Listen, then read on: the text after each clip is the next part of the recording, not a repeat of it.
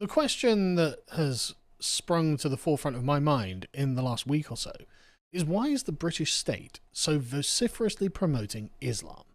Because it has been embarrassing to see, if nothing else, but also suspect and weird. And I don't like it, because as the census in 2021 showed us, actually Britain has a very small percentage of Muslims, 6.5%. You wouldn't know, given the representation that they are given in the public sphere, that 93.5% of people in this country are not Muslims. You'd think that this was a broadly Muslim country. And this is why Americans are constantly going on about, oh, Britain's been taken over by a caliphate. It's like, no, nowhere near, actually. It's just our government love Islam. Our state institutions love Islam, and they feel that it's essentially a form of virtue signaling to signal to Islam, even though that's a tiny constituency of the population, and they're centered in a couple of major urban areas. Yes. So you travel most of the country, you'll never see a Muslim. Go to Bradford or Manchester or somewhere like that, yes, you'll see lots of Muslims, but they're very disconnected from the rest of the country. And so it's very strange that the government has decided, no, we're going to use these people to project out into the rest of the nation. I mean, for example, Britain is 12% Scottish. You don't see a St Andrew's cross everywhere. You don't hear about Scottish days of the holy days or holidays or anything like this. You don't hear it. Yet there are twice as many Scots as there are Muslims in this country. What is going on? Why is this the case? And I just wanted to explore that bit. But like I said, there's a reason that the Americans think that we've been conquered. King Charles, the royal family, Charles, a famous Orientalist. Rumours that he's converted to Islam, I find plausible, frankly. But it's probably not that he's converted to Islam. It's probably just that he's had a kind of fetish for things from the East for a long time. And he has a wide open opportunity in the political environment to project that. It's completely fine and normal and accepted by all of the people around him to fetishize Islam. And so to post things like this, of course, they don't post about Lent. No, that was interesting. We looked at the Labour Party, they didn't seem to put any posts out for Lent or for Easter at all, but they were quite happy to do this. Yep, that's exactly right. Similarly, when I was looking at Eid Mubarak, I didn't see anything about Lent on the royal family's websites either. No, and neither the Labour Party, the current governing, the current governing party, they have never made a post about Lent. A similar image on both of those sites. Yeah. It's a similar sort of. It's almost though it looks as though it's been coordinated by some Eid Mubarak public relations officer for the government. Yeah, it undoubtedly has. They've undoubtedly got some sort of Islamic public relations thing. You know, the Muslim Council of Britain have recommended some little group or something. I don't know. You know, I'm making this up, but like, it's going to be something like that, where they'll just get together and go, right, okay, yeah, this will be something that essentially promotes Islam and Muslims in Britain. And the Labour Party in many constituencies rely on these, and they're already losing Muslim votes. So this isn't going to work. It's not going to last. I think there was a Guardian article speaking about someone who was a cook, a chef during Ramadan, talking about his plight, saying how no one knows about the plight of a chef during Ramadan, and there was massive backlash. Everyone said no one cares. Yeah, I don't care. Again, 6.5% of the population. You know, I'd rather hear about haggis on Burns night than hear about bloody Eid Mubarak from bloody Muslims. But anyway, no, the Labour Party, of course, like I said, have never posted about Lent, even though there are many more Christians in Britain than there are Muslims, but it doesn't matter because that's not what this is about.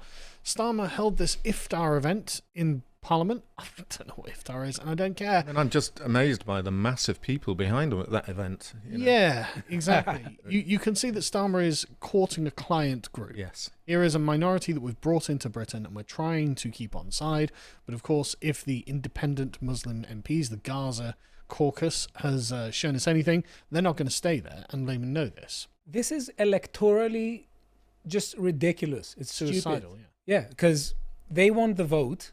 But if mass migration continues, at some point, the other side is going to reach a critical mass and they're going to make parties of their own. Yes, and Labour won't get the votes. And we're going to see that. They're already... I'm just going to mute that. But you see this sort of joy on his face. Sorry, carry on. Like, he's genuinely thrilled to be doing this. He loves the fact that he gets to pander to a foreign minority group. But you're absolutely right. They are going to start forming their own Islamic party like they've done in Belgium. And we are going to see that as being a core part of our politics going forward. And how many have they got? They've got 4 at the moment. Well, 5 with Jeremy Corbyn. 5 with Jeremy Corbyn. But once they get to it, I think it's a level of 10 in as MPs, they get a lot more money, a lot more funding, and a lot more power within there, as we saw. That's why the grouping of trying to make sure that Reform didn't form a group of 10. And I can see that in the next election. I mean, there's at least, they're calculating, what is it, 25 potential seats they can get if they join together now. So it's understandable why the Labour Party are essentially projecting themselves as just being the party of Islam. As far as anyone would take from what they're saying here, again, as Inevitable West points out, it's Mother's Day and Lent, but you choose Ramadan over British mothers and Christians. Yes, because Labour want to frame themselves as the party of Islam to capture Muslim votes. However, they aren't themselves Muslims. If I was a Muslim, and I wanted Muslim concerns represented in the British Parliament, why would I vote for an Englishman like Keir Starmer? Exactly. Have you ever seen a leftist trying to approach Christianity electorally? Maybe they have. It's just the way I see it. I just can't picture it. No, you're exactly. Maybe they have. No, they haven't. They never do. They hate Christianity. They only ever treat it subversively. But you're jumping the gun here. We're going to get to this in a little bit. But as you can see, Keir Starmer, as the holy month of Ramadan ends, I wish Muslims in the UK and across the world a blessed and joyful Eid al-Fitr, Eid Mubarak. Oh well, then that's so unbelievably progressive of you, Keir. Anyway, so the next one is of course the BBC. Now, this was a bit of a strange thing. So as you can see here, Eid celebration can be lonely for Muslim reverts. And you might be thinking, what's a revert? Well, I did think that. I was very confused by it. What was it? So, revert is a term that some Muslims use. In fact, you can see from the community note, because they pretend that they think that all people are in fact Islamic until they stop being Muslim. And so if someone converts to Islam, they're actually reverting to Islam. Basically, it's a very cheap way of talking past the sale. And it's not persuasive to anyone. And it's the kind of framing that only exclusively exists within the Islamic mindset, of course. Because do Jehovah's Witnesses, or is it Seventh-day Adventists, have something like you can only be one of them, and they're trying to take all the blood samples? Are they maybe the opposite sides? I don't know. Finding your true self again. But the point is, you wouldn't say this, and you wouldn't call this, as you can say, you can be lonely for Muslim reverts, as people are charity. You wouldn't portray this as being the framing of Islam unless you weren't essentially within the mindset. So I'm actually Islamic. I was born a Muslim, and one day if I come back, I'm a revert. That's what they'll claim, yes. And like I said, it's a very cheap way of talking past the sale. And it's kind of embarrassing, actually, because no one believes it. But you'll notice that they changed the headline for the actual article because there was a lot of backlash saying, what, are you an Islamic institution now, BBC? Because this is the Islamic narrative. Yeah. This is the thing you say from the position of being within Islam, and that would imply that the BBC itself is, of course, an Islamic thing. Again, it's it's a very subtle and subversive thing, and the backlash at least caused them to change it. But what's interesting about this is that this one woman was a convert to Islam. They actually used converted to Islam in the article instead of revert. But they say, well, it's isolating and lonely. It's okay, well, they say, when people come into Islam, they kind of lose themselves. They feel like they need to adapt to be someone else. Like, for example, it might be a new way of cooking, a new way of dressing. We say, look, you can do that, but you can be who you are. And so basically what she's saying here is, essentially I had to convert to Arabic culture, right? That's what's happening when they convert to Islam.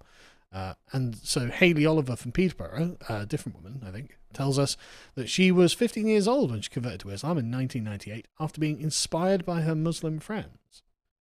It felt very isolated. Peterborough, for anyone who doesn't know, is one of those towns that has a very sizable Muslim majority that kind of usually occupy a kind of separate ethnic enclave in the town. She says, as a new Muslim, you're trying to find your feet, find your identity, which is why you need support around you. She says her family thought she'd been brainwashed and she was kicked out of the house after the 9/11 attacks. And she says, you do feel alone. You don't feel totally accepted from the born Muslims. You don't feel accepted at all from your own kind. Isn't that interesting?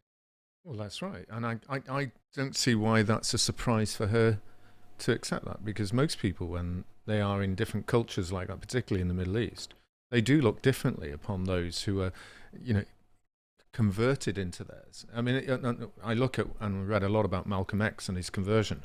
The initial conversion, they were actually very concerned about him. But once he was seen to be rising, accepting Islam, he was suddenly accepted really brutally and very, very successfully, because he was now a marketing tool for them. Mm-hmm. Well, that's interesting that essentially there's still a hierarchy of validity inside of the religion. And so she says, I question, what am I? Who are my people? And the answer is, Miss Oliver, you're English. Your people are the English. Why have you gone over to the Pakistanis? And it's obviously because of social pressure, because of the diversification of the United Kingdom. And she says, well, look, now I feel like reverts do our own thing instead of looking for acceptance. So what they've done is applied to this the intersectional identity creation process.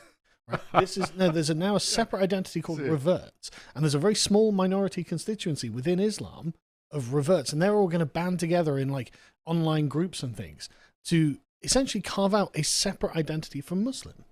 So you can see how the subversive nature of leftism is already inside Islam and chipping away at its foundations, because I can't see that happening for long. Somehow well, I get a feeling that they may come down upon that very, very harshly. Maybe when they're in charge, but who knows? But the point is, you can see the subversive, deconstructive nature of leftism everywhere, even within Islam. Which is why I've got a bet with a friend of mine that actually Islam's going to lose to social justice. He doesn't think so, and I guess we'll see. Anyway, so she also points out that Eid is quite boring, and she doesn't really like it. But what are you going to do? So there was a chap who writes for 5 Pillars who deleted a tweet. So I can't. He obviously knew you were coming on the show, so he's going to be ridiculed enough. I don't know why he deleted this tweet. I have it written down. I didn't take a screenshot of it, unfortunately.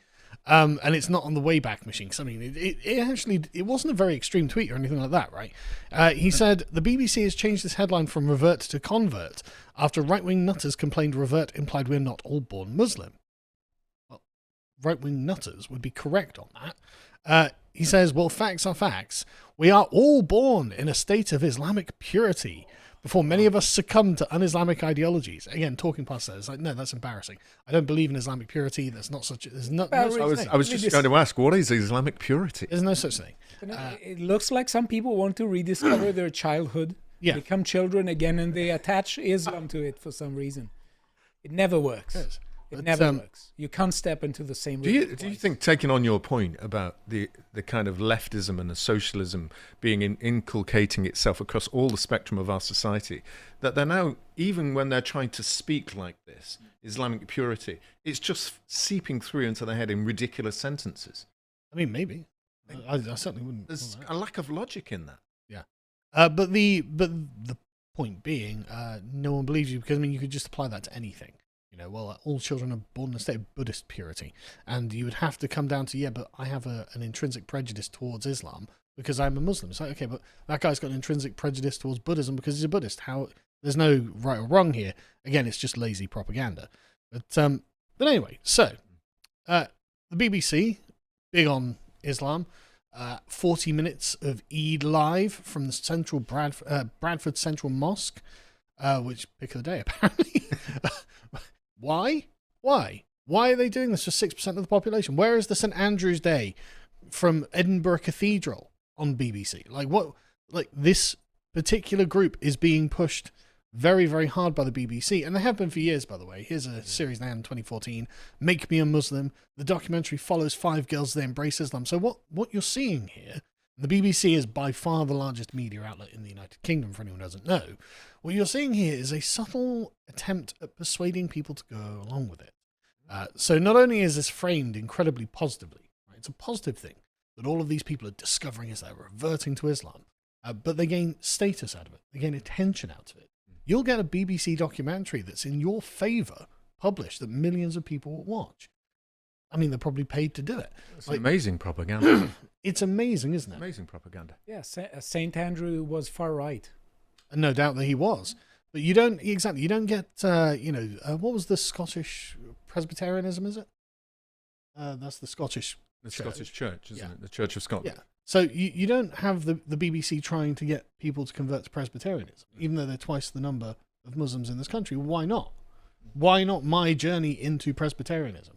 Apart from the fact that, anyway, I'm just not going to make a joke.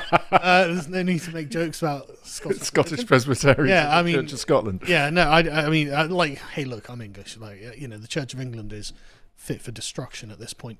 But the point being, you can see how this is being put out, not only with the intention of, oh, look, we just want to promote this person, but also to show other people you have a path that you can travel down to that will get affirmative responses from the establishment. Keir Starmer will start posting about your religion. You'll get a thing with the BBC. You'll be accepted by the structures and the powers that be, rather than being on the outside of that, where you're just ignored. You're just called far right. It's like celebrate Eid Mubarak for female liberation. Yeah, kind of. But that level of logic and plausibility. But it's not even that. It's, do you want to be within the circle of grace that is promoted by the state? Because I tell you what, English culture isn't. They're building a massive mosque. This I find absolutely, as someone who loves the Lake District, I'm appalled by this, how they've managed to get this. There are virtually no Muslims in the Lake District. That's right. Yeah. So this probably Qatar-funded mosque has planning permission, and this has pissed a lot of people off, frankly. But notice how the lead of this story, far-right group visit mosque site condemned. Yeah. So do you want to be condemned by the power that be? You just some random individual who doesn't like what's happening in your country. Do you want to be condemned by these massive multi-million-pound institutions, the Prime Minister, the sort of social elite of the country? Do you want to be condemned, or do you want to be praised? Where are the incentives? Which one are you going to find more appealing if you're just some random person in the street? And so, I mean, this is just insufferable, frankly. So there's a group of Muslim doctors who are spearheading these plans. Britain first held a demonstration outside of them with a banner saying "No mosque here," and they'd created a petition that to revoke the planning permission that had been signed by 70,000 people. But of course, they're all far right. Yeah, they're all far right, and nobody cared. I think there was a thing in this as well that was very interesting, which was that it had been there we go. So apparently supply chains were hesitant about being involved in the project, and Mr. Malik here says, it's not that I believe there was discrimination on their part. I think they were more concerned about the repercussions that it may have to their businesses. Yeah, you're damn right. If I thought that you were part of a business that was complicit in building a giant mosque in the Lake District, I wouldn't buy from you. I'd buy from anyone else, frankly. I'm sorry. I think that's something we need to start thinking about, really. Anyway, so how many people convert to Islam every year? This surely represents an organic upswing in what the British people are like, doesn't it? Doesn't it? No, probably about 5,000 a year. Most of them women who marry Muslim men. Now, this is from 2013. This may have changed. I couldn't find anything more recent on the number of people who have converted to Islam. But given how we've had millions of them immigrating here and the population is still only 6.5%, it suggests that the British public themselves are not en masse converting. And so this is a very artificial thing being promoted by the establishment. The reason that these women mostly convert, by the way, is they marry Muslim men and they just say, look, you need to convert to Islam. So they do. But even the right wing are like this in Britain. Even the right wing in Britain genuflect to Islam. For example, if you're a member of Reform and you say that Islam is a false religion, you will get suspended from the party, if we can get the mirror up. There we go. So this a candidate called Miss Thomas, the Sunday Mirror, learned that she had repeatedly posted on Facebook that Islam is a false religion. So Nigel Farage took action against that. Where's the freedom of speech there, Mr. Farage? It's not even that. How dare you not affirm Islam? That's You right. can't be a member of Reform. She had posted an online image claiming that Muslim people were trying to take control of the UK and impose Sharia law. Well, that is definitely true, at least in parts of the country where they have de facto Sharia law in these areas. And she had posted another image that depicted Islam as a snake devouring the person feeding it from a bottle. And after alerting the party to the posts, a Reform spokesman said, yes, she's been fired out of a cannon into the sun. She's been deselected, and we're not withdrawn all support for her candidacy. And so, great. That's just great, isn't it? So even the right-wing party, the far-right party, as we hear from, led by donkeys constantly, will fire you if you are critical of a religion. But only one religion. One religion. Only one religion, that's true. I bet if they're critical of the Church of England, they won't get fired. Good point. So the point is, the entire establishment seems to be desperate to affirm Islam, promote Islam, and get you to convert to Islam. And so the answer is why? Why are they doing this? The question is why. And I think the answer to that is because it has become socially unacceptable to push woke. Now, the powers that be, and the institutions, the universities, I think that they want to do everything that is subversive against the country. Undermine the morale of the native population, to make it so they won't politically organize in their own interests, and they will end up essentially losing their own personal identities and losing the collective identity of their countries. And woke was a vector for them to do this. We can attack Britain using woke. Well, that's become unpopular. We're very aware of what woke is now. We're not having it. You'll lose people's attention, lose their business, be unable to spread propaganda to them.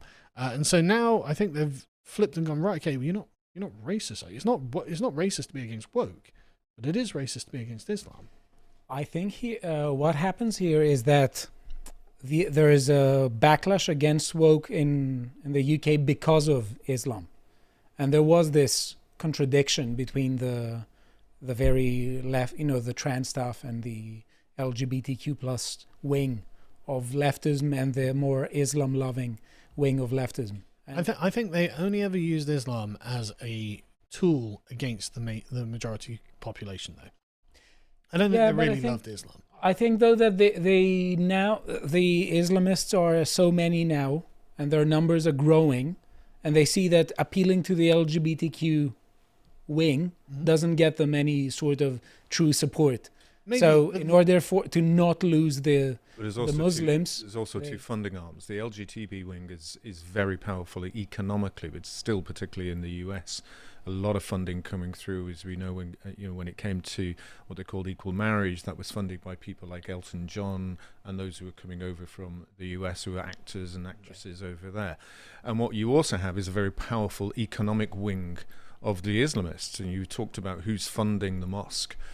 We know where the funding is coming from. It's either Saudi Arabia, it's the UAE, and they're funding those, and Qatar. So they're all funding those mosques around the country because they see that as a way of having their own external influence globally. Yeah. They're no different than what they saw Turkey doing 300 years ago under the Ottoman Empire. This is their turn as they see it. And the leftists are the traitors who are holding open the gates. Essentially, it's a kind of civilizational shit test. What they're saying is, you will not stand up for yourselves, and therefore we will destroy you. Yeah. This is what it comes down to, and so we kind of need to unapologetically say no to it. You've hit on an incredibly important point that I've been considering for quite some time, is why do we not have a definition that's legally enforceable in this country of when you're called, you are a right-wing fascist or you are a racist. The only person who's ever been able to take that on is Lawrence Fox. And he spent a lot of money, and the court declined to accept that the words used against him were racist, and indeed that you can lose your livelihood for being called racist. And so we need to have somebody with deep pockets to challenge that in the courts, first of all, push it all the way up. But if the courts simply decide against you, then that leaves us legally defenseless against these sorts of things. True, but what it also does, it opens up a door. It does. And that door says that you no longer accept that what is a clear definition of racism, you're saying it's open-ended to however you feel, and that's unacceptable in today's common law. And I do believe we need to have somebody who can take that challenge on. Anyway, the point being, I think that this is just part of the continual subversive nature of the people who hate Britain, who somehow find themselves in charge of our entire country. If you would like to watch the full uncut version that is also uncensored, Head on over to lotuseaters.com to find out more.